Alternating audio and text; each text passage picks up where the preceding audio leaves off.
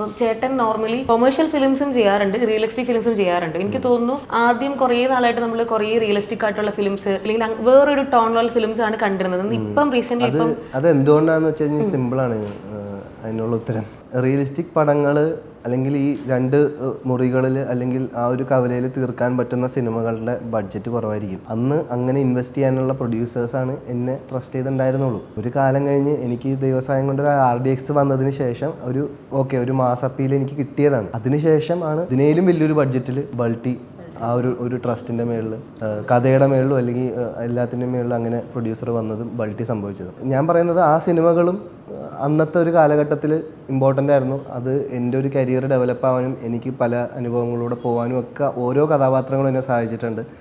ജനങ്ങൾ ഇന്നും പലപ്പോഴും മിക്ക സ്ഥലത്ത് പോയാലും പറയും ഭൂതകാലം എന്ന് ഒച്ചത്തിൽ പറയും, ചിലർ വെയിൽ എന്ന് പറയുന്നവരുണ്ട്.